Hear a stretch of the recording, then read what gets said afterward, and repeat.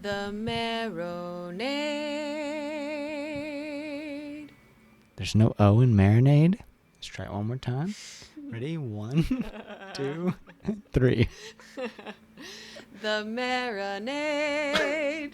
Marinade. Bone marinade.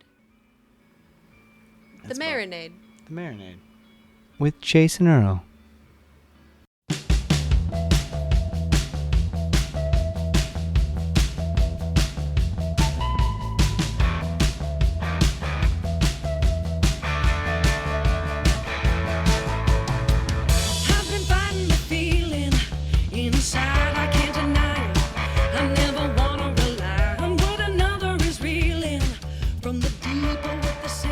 Welcome to The Marinade with Jason Earl, a free-flowing conversation about the creative process with creative people.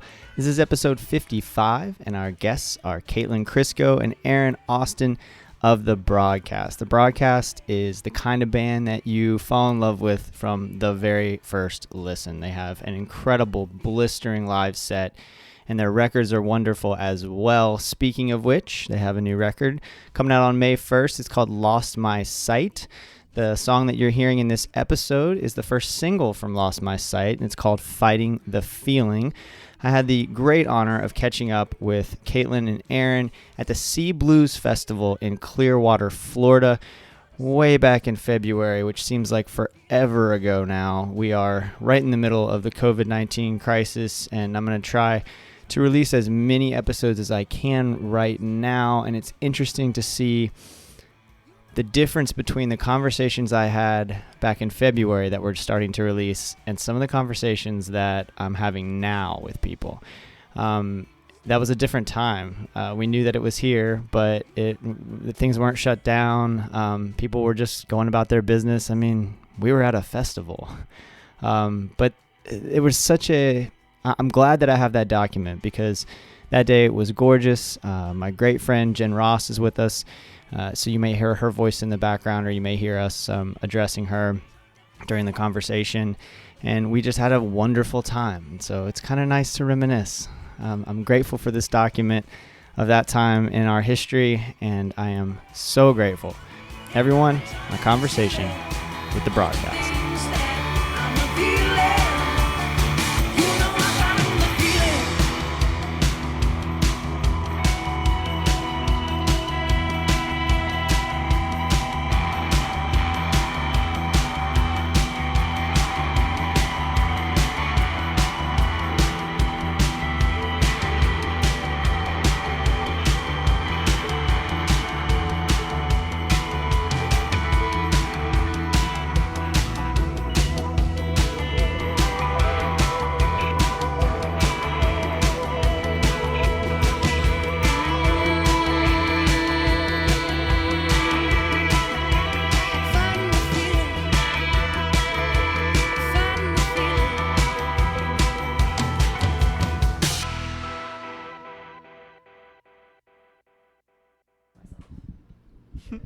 I don't trust myself with my beer. Little John Mayer. Is that? Little John Mayer love. I listened to the new record. That song's not on it, and that's a deep cut. Actually, I'm really disappointed. Co-wrote with him. Is that like a hidden track, like at the end of Green I think Day's last Dookie? minute his people decided it was like just too cerebral for his record, and now it's just a deep cut he and I enjoy with each other. So we're not like podcasting right now. Well, unless we are we? I mean, we're recording just in case, because some of the beautiful stuff happens in this moment, and I'm glad I was rolling. Hey, John, let's make a record. Oh, man. Yeah, we're rolling. I do love the new record. Thank you so much for letting me get an advanced listen to it, and it's wonderful. And so I want to talk about it. I want to talk about how it came together. Sure. And it comes out in May, right? May 1st. May 1st, right around the corner. Easy day to remember. It is easy day to remember. So last time, I mean, do you guys just have like a list of incredible producers that you just kind of go through one by one and work with?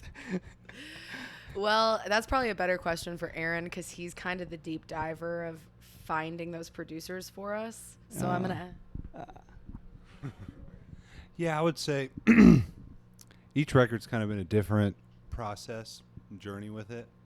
You know, our first record, we just reached out to the studio and asked them to offer someone, and we really vibed with Eric Serafin. And then for From the Horizon, I was like, let's work with someone who has done a lot of work with female rock singers. So we kind of went through the list, you know, Tedeschi Trucks and Grace Potter, and that's how we found Jim Scott. Sent him a demo, and he like loved Caitlin's voice and was. That had to feel so good. Yeah, it Right? actually did. It definitely did. Yeah, it felt great. And then most recently, with Lost My Sight, it was more of a, you know, we kind of wanted to work with people who were players as well. You know, we wanted to bring that aspect out of our own music. And kind of selfishly, like Tim LaFave, who was, he was in TTB at the time, but I've actually been following him since I was like 15 years old. He played with my like guitar idol, Wayne Krantz, who is just one of like the biggest innovators of guitar of the past 20 years, 30 years. He's amazing. And so I basically jumped at the chance. He was in town. We were like, let's hit him up. Let's slide into his DMs on Instagram. That's how you did it? Yeah. Well, there was an element of sliding into his DMs for sure. But we were at Red Rocks, and we were seeing Tedeschi Trucks at their Wheels of Soul tour. And we bumped into a friend who randomly had an extra backstage pass. And I was like, give me that pass, girl. Yeah. And she gave me the pass, and I went backstage, and then everyone is super friendly behind stage at TTB shows. It's very family friendly. Like, it's got this really good vibe. Everyone's very approachable. That doesn't surprise me, but it's really cool to hear. Super cool. They're nicest crew of people. So They're good. very kind, amazing awesome. human beings. Yeah, they really major props to them as a unit. But I looked at Tim, and we made eye contact, and he was like, hey. And I was like, hey. And I had an excuse to kind of talk to him. A friend of mine, he had just sat in on a session with a friend of mine out in LA. And I was like, oh, you just did a session with a friend of mine? And he was like, oh, yeah, I just did a session with her. And we just started talking. And I was like, you should check out some demos of our band. We're about to do another record, and we're looking for a producer. And he was like, yeah, hit me up. Definitely, anytime. And you know, we followed up with it. And then Aaron slid into his DMs. That's so wonderful. I love this millennial story. Yeah, well, because the reality is like the worst, and Aaron and I had conversations about this, like, what's the worst that happens? They say no. Right. That's it. That's the worst that happens, and then you're like, okay, moving forward. And we've gotten no's from people before, and that's fine. And what was really great was Tim was a yes, and then he was actually listening to our demos while he was on tour with TTB, and Falcon, the drummer, overheard the demos and was like, whoa, who's this? And then Tim explained the situation, and Falcon was like, I want to co-produce. Let me jump on board. Yeah. I mean, you have to ask. Like, that's it. That's something when I think about this show, like, I just ask. I asked David fucking Byrne. You know, like, what's the worst? You know, maybe David Byrne says yes. Right. But he's not going to say yes if I don't try. And I think so often we find ourselves guilty of that sort of like imposter syndrome, right? Where no matter how much you've gotten, how much praise you've received, or how much people have said they like what you do, there's always that element of like, well, should I ask the guy who played on Bowie's record? You know, like, didn't he play on fucking Black Star? Yeah. And then he played on our record. Yeah. Oh, which was awesome. crazy. He actually ended up playing bass on our record. Yeah, it's crazy. It's amazing. Also, it's a reminder that we're really just human beings living on planet Earth at the same exact time. And, you know, why not? Why not ask? Right. Yeah. And I think sometimes when it's music, like you were talking about how that he worked with one of your guitar idol, right? And so we do that also, I think, at least I do, where I put people on a certain pedestal and then, again, feel like maybe I don't belong in that circle, whereas that person is just a normal ass person who's ridiculously talented, of course, but they still have anxieties and fears and can relate on so many different levels, right? Like once you finally get backstage at TTB, you realize, whoa, these are normal people, but they don't seem normal when they're up there doing what they do. Not at all. Yeah, my dad, I got, they were super nice and got my dad some backstage passes for a show last summer, and that gave me amazing street cred with my dad. He just thought I was like the coolest for getting him tickets and backstage passes. And then what was even cooler was Derek Trucks ended up making him a Dark and Stormy. Oh, whoa. My dad still talks about it. He's like, oh, Dark and Stormies. I love them so much. And I was like, okay, Dad. That's great. What is when the songs for you guys in your writing process? What does that look like? Is one of you writing the lyrics? Are you collaborating? What does it look like? 95% of the time, I'll have a musical idea, or our keyboard player Runyon. You know, it's become more and more collaborative as we've moved forward. And we'll bring it to Caitlin, and she's quick, just right off the gate with a melody, and usually lyrics come within the next 30 minutes to an hour. And we're actually, I would say we're really really quick with songwriting. Wow. Not everything's a hit or even good, but we like to keep it flowing and keep it super open. And you know, I like Runyon and I have helped a little bit with lyrics, but for the most part, it's the band. Someone in the band will just come up with a groove or something, and she'll just throw some lyrics to it. And she's very free form kind of flow, like it's called stream of consciousness. Just have it come out, and then the song like idea kind of forms, and the perspective kind of forms. Yeah. Really good at, he's really good at one-liners too, kind of like the hooks of the song. Lyrically, you're really good at that stuff. On this last record, he lended a heavy hand to that stuff. And sometimes I'll kind of like scoot in and suggest different turnarounds or different little arrangements that spice it up a little bit. But it's really nice. I love the collaborative energy between Aaron and I, especially because where I lack, he really thrives. Awesome. And vice versa, I think. And through that collaboration, we've kind of rubbed off on each other in exploring the areas of songwriting that maybe we're not used to, you know, controlling or steering. Right. Are you writing that down at all, like, when the lyrics are coming? Yeah. Okay. Like I've got a journal and like my favorite pen. Pens are very important. So important. I'm serious. That's so real. I almost exclusively write in blue. Yeah, okay. I've never thought about color like that before. That's important. It's different. Yeah. Because I feel like with black ink, it ends up, it kind of blends in with the page or whatever I'm writing on. But with blue, it pops. I love super fine markers and using different colors because I'm a 12-year-old girl in my heart forever. Yeah, I usually have a journal and I write. And what's great is Aaron and Runyon, when he does, because he's been doing more co-writing sessions with us, our keyboard player, they're really patient with me if I'm like, just play that same chord for the next 20 minutes so I can work out the kinks in this lyrical section. And they're good about that. So.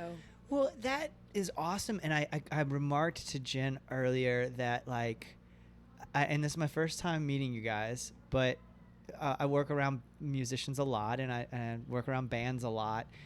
Everybody in the band just seems so sweet. Like, you guys just seem like a really sweet-natured group. I would agree with that. Has that always been the case? Not always, but definitely for a while now. Definitely for the past, 5 years, I would say, 3 to 5 years. I think it comes from a deep sense of sarcasm, kind of like like keeping everyone in check.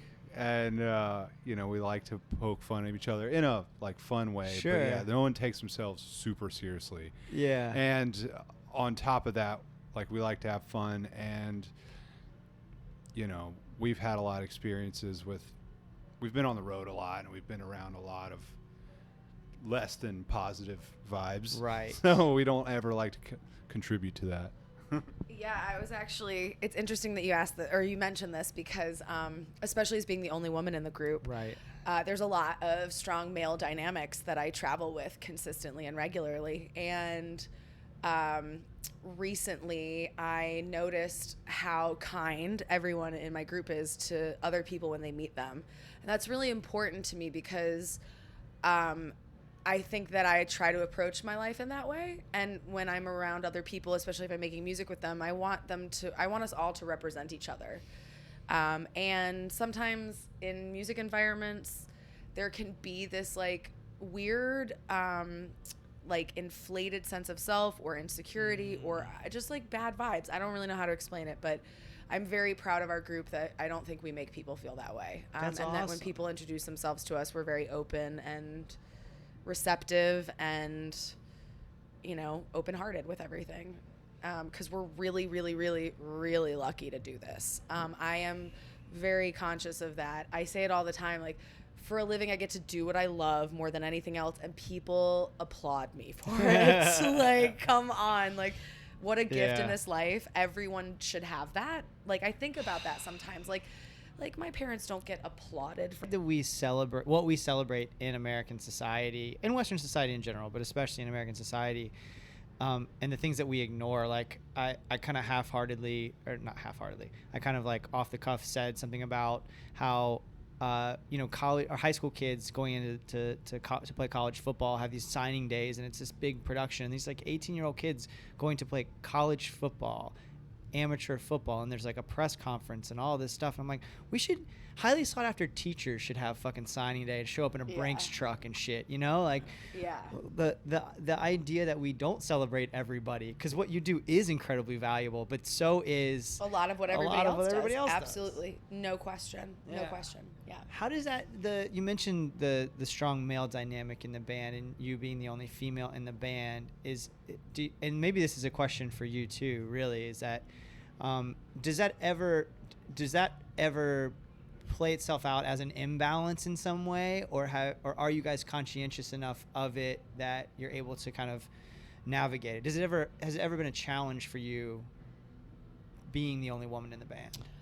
Not in the group, no. I think sometimes being a woman in the music community and industry can be challenging because there are, inarguable imbalances and disparities that are happening that are currently starting to be addressed, which is a really wonderful sign. Yep. But within the group of the broadcast, I've always actually felt very respected by all of the men in my group. And, like sometimes there's like moments where they get very, I don't know, like just different than how girls are when they're in a group, but it's really funny, and like it's really fun to watch the guys interact with each other and like talk about things and make jokes and to just listen to their perspective on things, and it's fun. I feel like a fly on the wall sometimes in like the best of ways. That's great. Yeah. The industry stuff, I think, I'm so glad that that there is a conversation now, because there does seem to be a greater conversation finally, yes. Right? Yeah. But what I've noticed also is it seems to be, sometimes when there's a movement like that, the movement happens, people become more aware for a minute, and then it falls off. This feels like the conversation around how women are treated in the music industry and how male dominated it is. I feel like, but I'm a dude, so maybe I'm wrong, and that's why I'm asking this, is I feel like the conversation is continuing. That it seems like on a broader scale, it is continuing. Yeah, it's definitely happening, and I think it's because it's men and women who want the balance of masculine and feminine on their festival stages. I think that there's value to both, and I think that we want to see the experience of like the divine masculine and the divine feminine on stage, and it's important to have those experiences from both perspectives. And I think that's a desire not only from women audience participants but also men. I think It's a full community issue that's starting to be talked about. Yeah, because I think like it's a somewhat false narrative. I think it's so weird to me, especially when, and this comes up in country music so much, the idea that country radio, it is obviously very true that country radio is dominated by male artists, right? And the numbers bear that out. excuse me, but it's just crazy to me that that continues because the audience does want female artists, and it's wild to me that that change hasn't come sooner. Yeah. Like it's like they're allergic to profit, you know? I think with that, I think it's like, you can't pin it down in one certain area. It's not really just festivals or even just radio. I think a lot of it is just people in power, maybe being more prone to want to help certain male acts. But I think if you look at the charts, almost in every genre of music, like there's just as many women, if not more, especially in pop. True. It's like if you look at Adele and Taylor Swift and Billie Eilish, they've literally been dominating radio for the past 7 years or more. Gosh, yeah, probably more, especially. Yeah. Yeah. There does seem to be more of a participation happening in mainstream music with women. I just don't see as many women out on the road and on tour, but also I think that that's like starting to change. Yeah. I disagree. Like we're at a festival right now. We're a female act. Yeah. There's one right now. There's one playing next. I think it's changing. I think it's totally. It's kind of part of this whole movement that's going on. People are just waking up to the fact that it's been like that, and they're like, "Hey, I don't actually feel like this. Let's maybe just fix this." Yeah. Which is cool. It's beautiful. Yeah, Yeah, it's good. It's good that we're moving in that direction. With the new record, there seemed to be at least a couple of songs that felt a little bit I don't know if political is the right word, but perhaps political, topical in that way. Was that a conscious choice, or is that I'd just say what social. I would say social. Social, Yeah. there you go. I would say social. Yeah. And I think that we had the pleasure of opening up for Mavis Staples a couple times in the last couple years. And as a Detroit girl, that was a really big moment for me. The Staples sisters are huge in Motown music. And what is so incredible and captivating about Mavis Staples is she's been able to repeatedly talk about really important social issues in her music, but she fills it with so much joy that it's really inspiring. Wow. It makes you want to do something beautiful in your life.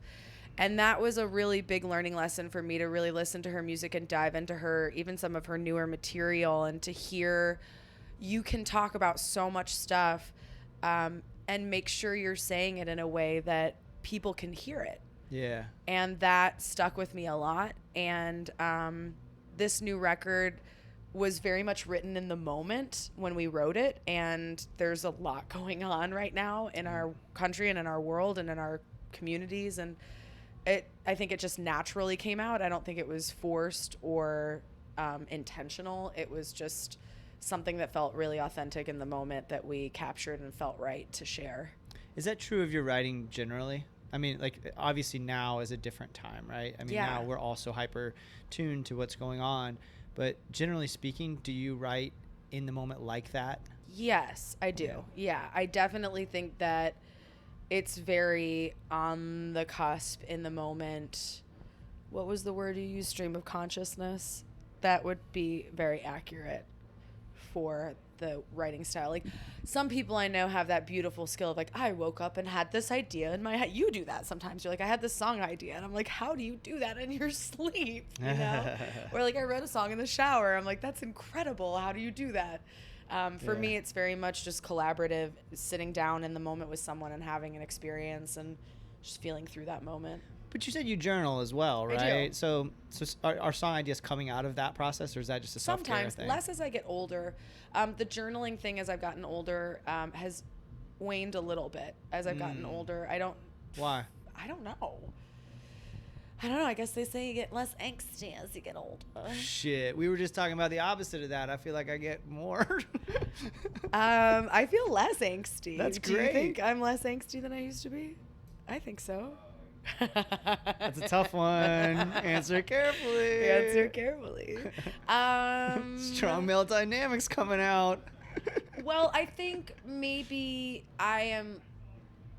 journaling for me when I was younger was a form of meditation. And I think Uh-huh. as I've gotten older, I've found different forms of meditation. It's not that I've fully abandoned journaling, but there's like other ways that I express myself and tap into that intuitive self that aren't necessarily like writing in my journal. Can you share what some of those are?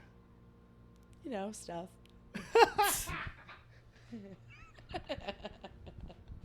Just like witchy things. Witchy things? Yeah, Tell me totally. more about No witchy way, I things. don't I want just to. read an article in The Atlantic. I'll send it to you after this. Read an article in The Atlantic about witchy things. Yeah. And it was so fucking interesting. There are as many, I'm going to butcher this statistic, but whatever. If people can go to the research if they want. There are as many witches, like public witches, in the United States as there are Unitarians, like members of Unitarian I love churches. Isn't that interesting? Oh, yes, my sisters know. And my brothers, too. Yeah? You know, there's a movement. I think there's a movement. There's just a movement toward the intuitive self. I think that there's different tools that people use to get to the same connection with themselves and whatever works, right? And I think that there's a desire for people to reconnect to the natural world a little bit more. Yep. And there's some really powerful rituals and really powerful things that you can do to connect with the earth and the things around you to, you know, just create abundance in your life. The person featured in this, the witch featured in this article that I read, said that everything, she's like, look, everything's magic. Like, we're on this rock hurtling through space. Yeah. Everything is magic. Yeah. And it's such a simple statement, but it just kind of blew my mind. I was like, yeah, I guess it is all fucking Yeah, well, magic. even singers, like music is magic through vibration. Right. It's just vibration that moves you in a certain emotional way. And like, I actually even think like what's cool is like writing music or even creating art in general Yeah. is the closest thing we have to true magic. Think of, you're like creating something out of absolutely nothing. Amazing. And Amazing. only you could make it. Yeah. And that's really cool and special. It's incredible. Did you grow up in a spiritual household or anything like that? Not really. I really. think I grew up in a pretty open household, but it was like kind of like old school free range parenting, if you will. Oh, okay. You know, like go outside and don't come back until Sure. dinner or until the street lights turn on. I wonder how much of that though is just a generational thing too. Like, you know, violent crime is at its lowest point ever, and we have access to so many things now. But like in my neighborhood, there are kids all over my neighborhood. Right, I live in like a suburban neighborhood in Central Florida. Right, single family home kind of things. Right, and I never see kids out, and I know they're everywhere. Like if I left when I got home from school, I went and played football or basketball or hung out with my friends and got into mischief or whatever. And I do wonder how much that will impact the next generation of creatives. You know, like what impact is that going to have? You had such a good childhood, I think. I mean, yeah, it's without a doubt going to affect them some way. I don't know. I mean, I think, you know, them having the internet and that whole portal to each other is definitely going to affect them. I don't think they're super, you know, it's like maybe they're missing some sort of visceral experience that we had of just being able to get on a bike and go ride for miles and not have like stress or worry or even knowledge of like, oh, someone can scoop me up right now. But they're also, kids are like way smarter than I was. I mean, I teach lessons on the side, and like a lot of the kids that I teach at like 15, 16, 17 just have this nature that it took me till almost 30 to develop. And Yeah. I think part of that is the exposure to things. But yeah, I think that's, you know, an interesting question to think about. It's definitely going to affect the next generation of creatives, but I guess we won't know. I mean, the art's pretty good right now. I mean, I'm feeling pretty good about most music being made right now. And so, yeah, I'm Yeah. into it. Yeah. Well, that's always a question of mine is what Yeah. are you consuming right now? So start with music. What are you fired up about right now? I mean, I'm like, as far as big popular music, I'm very much on the Billie Eilish train. I think she's amazing. I think their music's amazing. I think Tyler the Creator's amazing. Mm-hmm. I think on much smaller levels right now, Caitlin and I are bumping Neil Francis. Amazing. I don't Which know is Francis. like- Best record I've heard in years. Wow. It's really good. It's so good. Let's listen to that on the way Yeah. home. Yeah. Francis, let's work together. Neil's a regular listener to the show. Yeah. Yeah, he's really great. Marcus King Oh god, I love Marcus is King. amazing. You know where I first saw Marcus King was at Pisgah Brewing. No way. Cool. Yep, in Black Mountain. Yeah. Yeah, I saw JJ Graham Mofro play there, and after the show, this is when Marcus was first starting out. Yeah. And the Marcus King band played inside Pisgah. So you know how that big outdoor area Yeah. and inside, and everybody. JJ always kills it, you know. Yeah. And so it was this great show, and we're all fired up. And then we went inside, and Marcus's band was in there, and I was standing up front, just like, what the fuck is this? Who is this young man? He was like Yeah. 19 then, you know. It's unbelievable. I know, it's amazing. Yeah, I met him. I think he was 13 at the time, and we had a gig on Monday nights in Asheville, and his dad would drive him up. It was school nights. He'd go in, get X's on his hand, and I'll literally never forget. I had just met him. We're playing our show, and then, the band leader looks to him to take a solo, and like, it was just mind blowing. I hadn't even started playing guitar until I was 15, and he was Right. 13 at the time. And like, he finishes the solo, and like, literally, like, I look out in the audience, and like, everyone starts laughing because it was just so jaw dropping. Yeah. That we all like laughed at it because Yeah. it was funny that it was like that good coming out of this. He still had his baby face, and he was still so little. Yeah. And yeah, I mean, he's had it, like whatever you would call it, Right. since the beginning. Yeah. Some of the female artists that I'm really digging on right now, I love Emily King. Her music is incredible. She's got a record out called The Switch that was one of my favorite records, I think in 2018 when it came out. And to this day, she's the best live singer I've ever seen in my life. It's unbelievable. Wow. She's like It's high praise. really on a whole other level of vocal prowess, and it was very deeply inspiring to watch live. I was Wow. floored. And then there's Madison Cunningham was really cool. She's got like a really great new record out from last year. Leanne La Havas is an incredible vocalist. She actually just went on tour with Coldplay and opened for them as a solo acoustic guitar player on stage in stadiums, Wow. which was crazy. Yeah, that's amazing.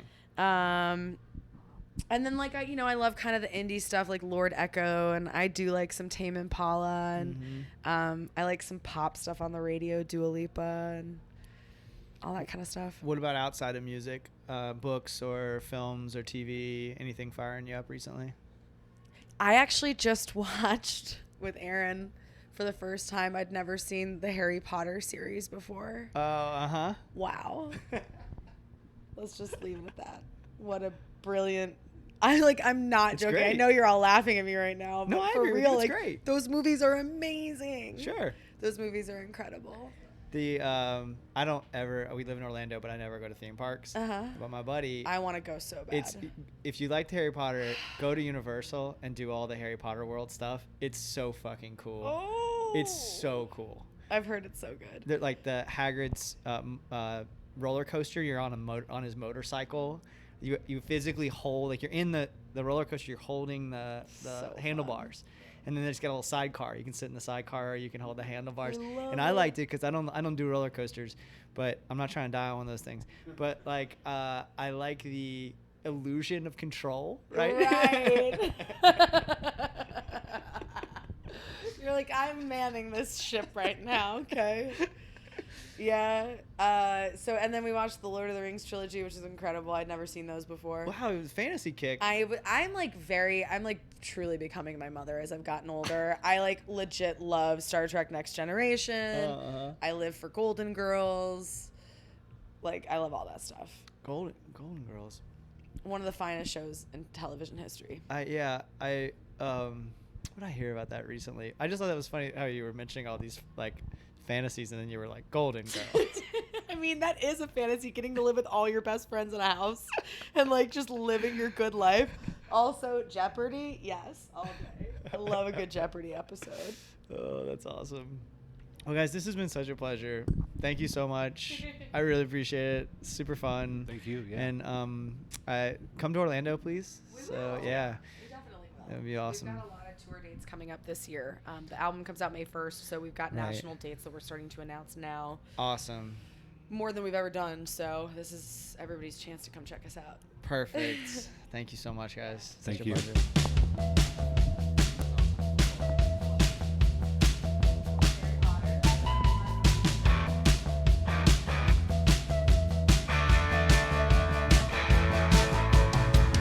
I've been fighting the feeling inside, I can't deny it. I never wanna rely on what another is reeling. From the deeper with the ceiling, find myself fighting against the same. Caitlin Crisco and Aaron Austin of The Broadcast, y'all. Thank you so much for your time and energy, Caitlin and Aaron. Thank you for your beautiful music. Everybody, head on over to thebroadcastmusic.com for all things The Broadcast. You can find all things The Marinade at marinadepodcast.com. Give us a follow on social media. We're at Marinade Podcast on Facebook and Twitter. We're at Marinade_podcast on Instagram. Tell a friend about the show. Subscribe. Give us a rating on your podcast app. These are all free, painless ways you can really help us out. If you really like what we're doing, please consider joining our Patreon community. For just a few bucks a month, you can get exclusive content. For example, just about 3 or 4 days ago, I dropped a teaser of our conversation with the great Daryl Scott weeks before that episode will actually be released. That kind of stuff is what we do over on Patreon. I also have my Patreon exclusive show, Jason's Journey, where I talk about the moments that have shaped my creative life, and we just interact a little bit more deeply with the show. So if you like what we're doing and can swing it, that would be awesome. If not, we just appreciate you listening and telling people about the show. All right, y'all, it's time for What I'm Getting Down On, this segment of the show where I talk about the art that is inspiring me at the moment.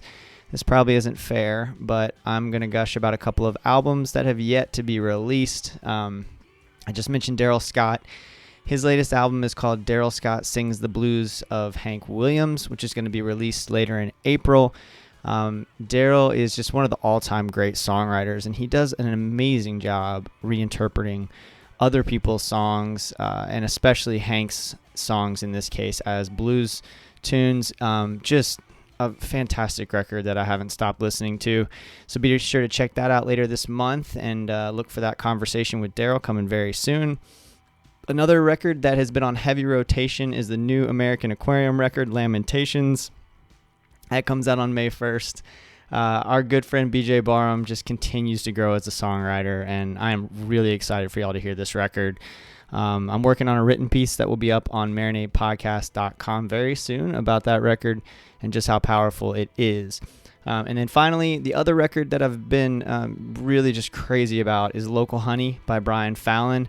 And the good news keeps on coming. I just recorded with Brian last week, so we got a lot of great stuff, y'all. We still have Matt Woods and Eden Archer. Those episodes are coming your way very soon, as well as the conversations with Daryl Scott and Brian Fallon. We love y'all. Please take care of yourselves. Continue to socially distance yourselves and stay home, okay? And if you can create. If you can't, please don't beat yourself up about it. We're all just getting through this. All right, y'all. Until next time, go out and create something. Cheers, y'all.